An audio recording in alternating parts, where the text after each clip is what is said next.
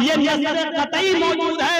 इस नस्ल कतई के होते हुए ज़माना कितनी भी तरक्की कर जाए, कितनी भी तरक्की कर जाए, मेरे प्यारे साथियों, वो हराम ही रहेगा। सूअर को कोई चीज हलाल नहीं कर सकती है। ये चीज किसी भी कीमत पर चेंज नहीं हो सकती है, किसी भी कीमत पर बदली नहीं जा सकती है। अकल आपकी कह रही है कि उस जमाने में तो बड़ी गंदगी थी और सूअर गंदगी खाते थे इसलिए हराम है। आज के जमाने में तो गंदगी नहीं खा रहे इसलिए हलाल नहीं माना जाएगा। यहाँ का एक पुराना गवैया था,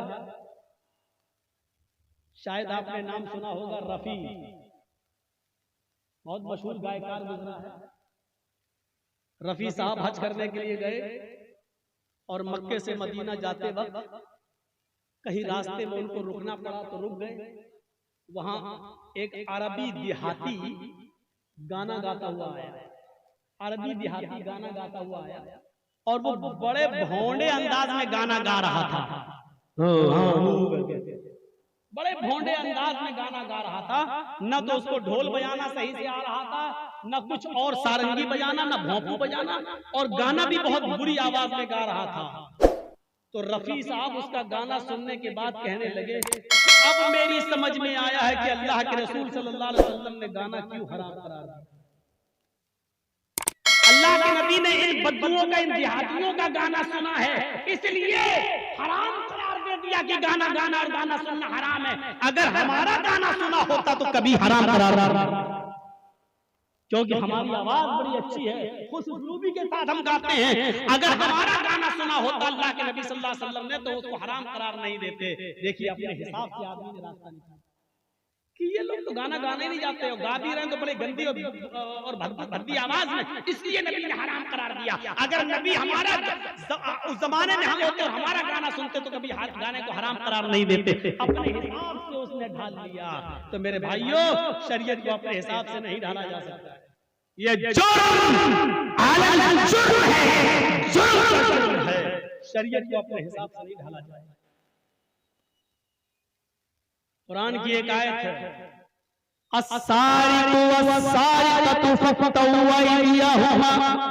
चोरी करने वाले मर्द और चोरी करने वाली औरत के दोनों हाथ काट दो।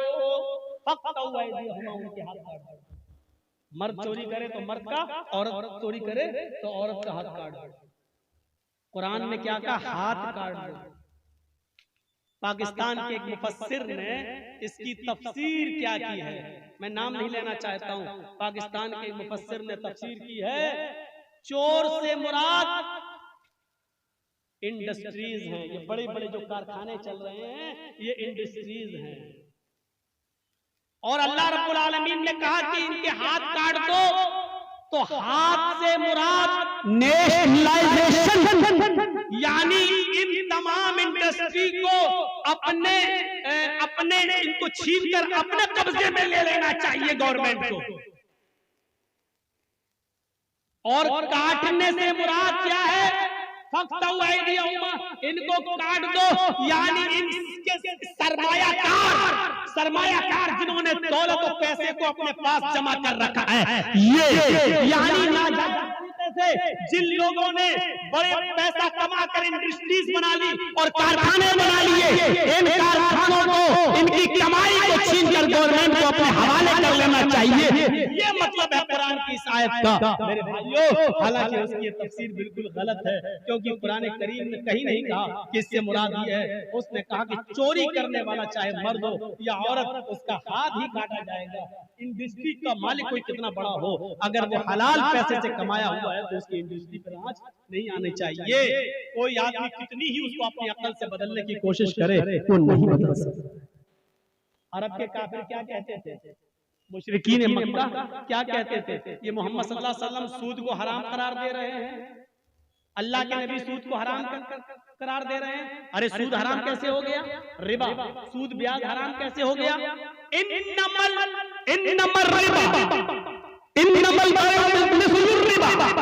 उन्होंने कहा कि तिजारत को अल्लाह के नबी ने हलाल करार दिया है। अरे तिजारत भी तो सूद की तरह है। ये मुशरिकीन मक्का कहते थे। इन्नमल बैउ मिस्लुर रिबा। क्या कहते थे? तिजारत जो हम कर रहे हैं, बिजनेस, ये भी तो सूद की तरह है। अरे हम बिजनेस करते हैं, उसमें फायदा होता है। हम किसी को पैसा दे दिए सूद पर, 1000 दिया, 1050 ले रहे, 1 लाख दिया, उससे हम 1,20,000 ले रहे, तो ये भी तो तिजारत ही है, बिजनेस है। तो तिजारत में और बिजनेस में फर्क क्या है? बिजनेस और सूद दोनों एक ही चीज है। हम तिजारत करके भी नफा हासिल करते हैं, हम सूद पर पैसा देते हैं किसी को, तो उससे भी हम नफा हासिल करते हैं। मेरे भाइयों, इसके जवाब में अल्लाह रब्बुल आलमीन ने कुरान की जो आयत नाजिल फरमाई है, इसके जवाब में अल्लाह ताला ने कुरान में जो आयत नाजिल फरमाई है, उसमें अल्लाह ताला ने वजह नहीं बताई है। ये नहीं कहा है कि मैंने सूद को क्यों हराम करार दिया है, और ये भी नहीं बताया कि सूद में और बिजनेस में, तिजारत में क्या फर्क है, बल्कि काम हुक्म दे दिया, अहल्लल्लाहुल बै'a व हर्रमर रिबा। लोगों, तुम्हारे लिए गाय को, खरीदो फरोख्त को, तिजारत को, बिजनेस को हलाल करार दे दिया गया है। वो हर्रमर रिबा, सूद को हराम करार दे दिया गया है। कोई वजह समझ में नहीं आ रही है, लेकिन हमें मानना पड़ेगा बिजनेस हलाल है और सूद हराम है। चाहे वो हमारी बैंकों में रखा हुआ सूद हो, चाहे हम किसी को 1 लाख में और 1.25 लाख से वसूल कर रहे हैं, ये सूद हो, चाहे वो हमारा सेविंग अकाउंट में बढ़ने वाला सूद हो, चाहे वो 1 लाख रुपया फिक्स करने के बाद 5-6 साल के बाद डबल ले लेना हो, चाहे जिस तरीके की शक्ल हो, अगर वो सूद है तो वो हराम है। बिजनेस और तिजारत हलाल है, उसकी वजह क्या है हमें नहीं मालूम, क्योंकि हम अपनी अकल पर उतने ज्यादा बोझ नहीं डाल सकते हैं जो अकल के दायरे से ऊपर हो। हमारी अकल के अंदर इतनी ताकत नहीं है जो इसको समझ। हमें सोचना चाहिए कि हम अपनी अकल का कहाँ इस्तेमाल करते हैं, हम अपनी अकल को कहाँ दौड़ा रहे हैं। हम नजर डालें, अल्लाह के नबी सल्लल्लाहु अलैहि वसल्लम ने फरमाया, जब कोई बच्चा पैदा हो, डिलीवरी हो, माँ के पेट से जब बच्चा पैदा होता है, लड़का या लड़की, 2 ही चीजों में से कोई एक होगा, लड़की या लड़का। लड़का जब आपके कपड़ों पर पेशाब कर दे बच्चा, तो अल्लाह के नबी ने फरमाया उस पर छींटे मारे जाएंगे। पानी लीजिए, ऐसा बस हो गया, कपड़ा पाक हो गया, या पानी हाथ में लीजिए और ऐसा छींटा मार लीजिए। बच्चा है लड़का, आप छींटा मार लें, कपड़ा पाक। लेकिन लड़की है और उसने पेशाब किया है, तो आपको, जैसे ये पेशाब किया है, तो आपको इतना हिस्सा धुलना पड़ेगा। लड़का पेशाब कर दे तो छींटा मार दो पाक, लेकिन लड़की पेशाब कर दे तो धुलना पड़ेगा। अब आप कहें यार रीजन समझ में नहीं आ रहा है, लड़के के पेशाब को धुला जाए और लड़की के नहीं, लड़के के पेशाब पर छींटा मारा जाए और लड़की के पेशाब को धुला जाए, रीजन समझ में नहीं आ रहा है। आप रीजन सोच क्यों रहे हो? जहां आपकी अकल ने काम करना बंद कर दिया, वहां पर वही चलेगी, वहां पर शरीयत चलेगी। शरीयत आई इसीलिए है जब आपकी अकल काम करना बंद कर दे। अगर अकल के अंदर इतनी ताकत होती कि वो अच्छे और बुरे का फैसला कर सकती थी, तो अल्लाह की कसम, अल्लाह रब्बुल आलमीन आसमान से कोई फरिश्ते को, जिब्राइल को वही देकर नहीं भेजता और दुनिया में कोई नबी नहीं उतारता। हर आदमी को अकल दे देता और वो अपनी अकल से सोच लेता कि गलत क्या और सही क्या है। जब हमारी अकल काम करना बंद करती है, वहां से वही का सिलसिला शुरू होता है और वहां शरीयत अपना काम करती है। रीजन क्या है हमें नहीं मालूम। अब आजकल मेडिकल साइंस वाले बतला रहे हैं, डॉक्टर लोग, लड़की का पेशाब ज्यादा बदबूदार होता है और उसमें कीटाणु और जरासीम बहुत ज्यादा होते हैं, उसको साबुन से धुलना जरूरी है, बगैर उसके धुले हुए वो कीड़े हटते। ये आज पता चल रहा है साइंस और टेक्नोलॉजी के जमाने में, लेकिन अल्लाह के रसूल सल्लल्लाहु अलैहि वसल्लम के जमाने में साइंस ने इतनी तरक्की नहीं की। हमें ये हुक्म मानना है, इसलिए मानना है क्योंकि जनाब मोहम्मद रसूलुल्लाह सल्लल्लाहु अलैहि वसल्लम ने यही बताया। नमाज किसी हाल में माफ है नहीं। मॉब लिंचिंग भी अगर आपकी हो रही हो और कोई आदमी आपको पकड़ के बांध दे कुर्सी पर, जर्जी साहब को बांध दिया, हाथ पैर बांध दिए, डंडे पे डंडे मार रहा है, जय श्री राम बोल, जय श्री राम बोल, और इसी वक्त अजान की आवाज आती है अल्लाहु अकबर अल्लाहु अकबर, ऐसी कंडीशन में भी नमाज माफ नहीं। ये तो कलेजे हैं हमारे और आपके, रमजान खत्म, ऐसा लगता है जैसे किसी ने बंदूक पे गोली मारी और सारी चिड़ियां उड़ गई। अब वो डर के मारे पेड़ पे बैठ नहीं रही है। तो ईद की गोली चली और रमजान के सारे नमाजी फरार है, सारे नमाजी। जैसे मौसम साल में एक बार फल आता फिर पूरे साल नहीं आता, वही हाल। अब रमजान ही में ये मस्जिदें भरी जाएंगी, उससे पहले मस्जिदें नहीं भरी जाएंगी। इस हाल में भी नमाज माफ नहीं है। अगर आपको बांध दिया गया है, डंडे मारे जा रहे हैं, आपका किबला आपका चेहरा किबले की तरफ है, अजान की आवाज आ रही है, ऐसे मौके पर आप उन मारने वालों से रिक्वेस्ट करें कि मेरे भाई मुझे इतनी देर के लिए छोड़ दो कि मैं 2 रकात नमाज अदा कर सकूं। अगर वो छोड़ते हैं तो ठीक, नहीं छोड़ते हैं तो आपको नियत से वुजू करना पड़ेगा, यानी वुजू की नियत करना पड़ेगी, क्योंकि हाथ पैर तो बंधे हुए, वो तो वुजू के लिए आपको मोहलत नहीं दे रहे, तो आपको वुजू की नियत करना पड़ेगी। अब तयम्मुम भी आप नहीं कर सकते क्योंकि आपके हाथ पैर बंधे हुए, जमीन पर आप पाक मिट्टी पर हाथ भी नहीं मार रहे हैं। अब आपको दिल में नियत करना पड़ेगी कि मैंने वुजू किया, और दिल में ही नियत करना पड़ेगी कि मेरा चेहरा किबले की तरफ होता तो मैं किबले की तरफ रुख कर लेता, लेकिन मेरा चेहरा तो पूरब की तरफ है।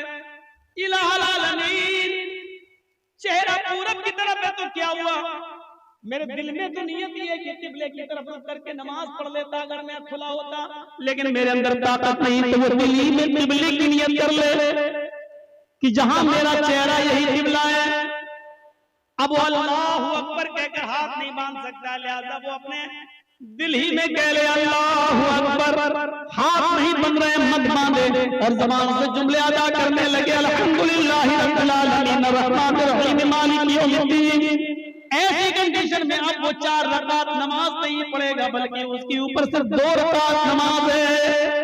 अब ऐसी सूरत में वो 2 रकात नमाज मुख्तसर सी हल्की सी पढ़कर वो सलाम अदा कर लेगा, नियत से ही सलाम इशारों में रुकू करेगा, इशारों में सजदा करेगा, और इशारों में सलाम फेरेगा, अस्सलामु अलैकुम रहमतुल्लाह, अस्सलामु अलैकुम रहमतुल्लाह।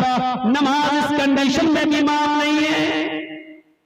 लेकिन रमजान के महीने में जब हमारी माँ बहनें रोजा रखती है, उनको कुछ रोजे छोड़ना पड़ते हैं, उनकी मखसूस आदत की वजह से, जो हर औरत को लायक है, जिसको हमारे जबान में पीरियड बोला जाता है, एमसी मंथली कोर्स, उनको महीना शुरू हो जाता है, तो महीने में वो जितने दिन के रोजे छोड़ेंगी, जितने दिन महीना आएगा उतने दिन रोजा छोड़ेंगी और नमाज भी छोड़ेंगी, नमाज भी नहीं पढ़ेंगी और रोजा भी नहीं रखेंगी। जिस दिन वो नहा धो के पाक हो जाएंगी, उसी दिन से उनके ऊपर नमाज भी फर्ज हो जाएगी और रोजा भी फर्ज हो जाएगा। शरीयत क्या कहती है, ईद के बाद दूसरा रमजान आने से पहले उनको छूटे हुए रोजे पूरे करना पड़ेंगे।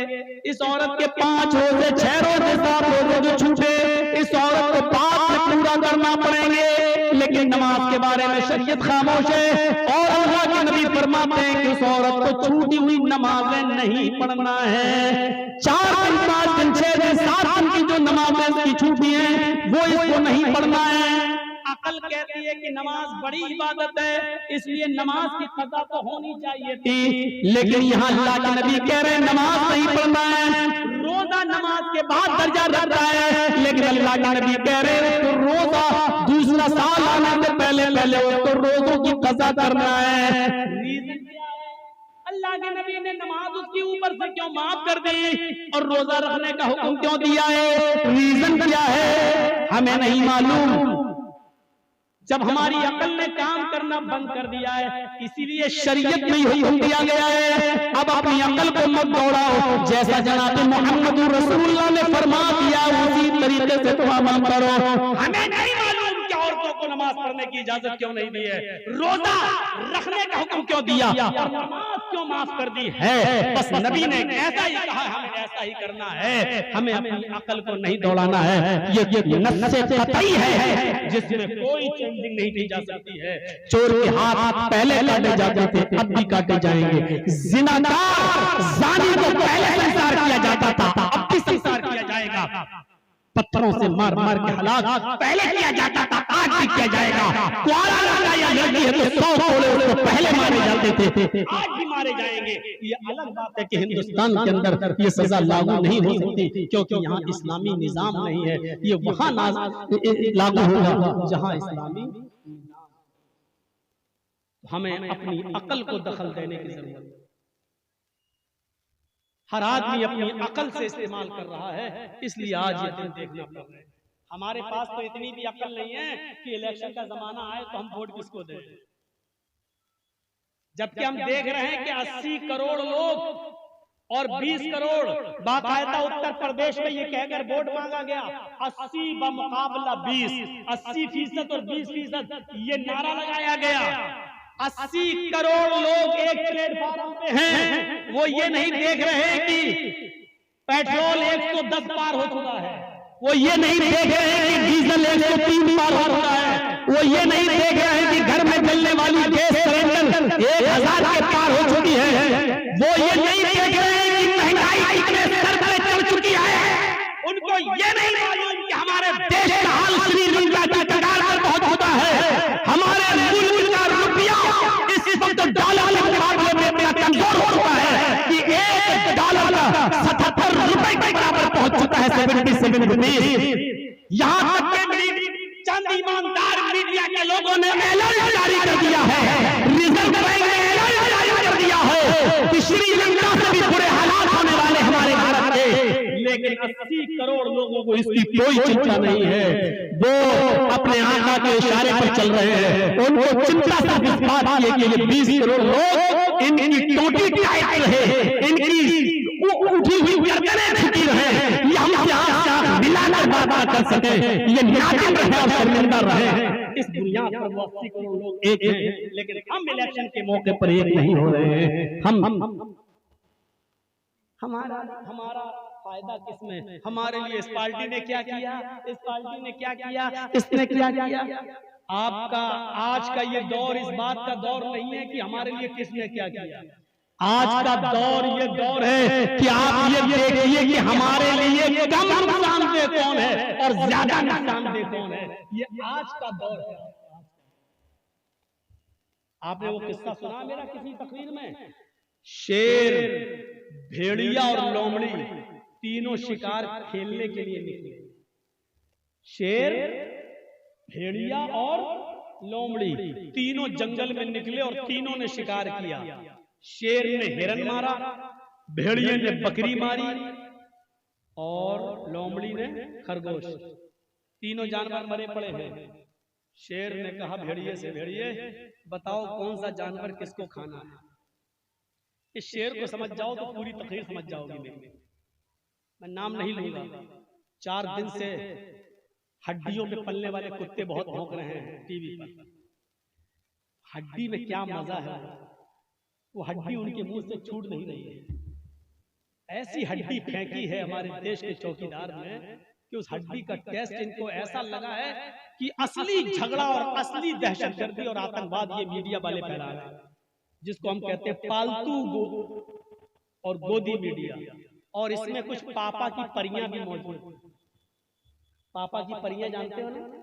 पापा की परियां मारी जा रही हैं, भगाई जा रही हैं, धक्के दी जा रही हैं, फिर भी जरा तसव्वुर करिए, पापा की परियां भी बहुत ज्यादा मशहूर है। तो शेर ने भेड़िए से कहा कि बताओ कौन सा जानवर कौन खाएगा। भेड़िया समझ नहीं पाया। शायद हमारी तुम्हारी तरह मुसलमान रहा हो, हम लोग समझ नहीं पा रहे हैं ना कि हमारे लिए क्या अच्छा है क्या बुरा है। तो भेड़िया समझ नहीं पाया और भेड़िए ने कहा अरे ये तो बहुत आसान है। शेर ने कहा क्या आसान है?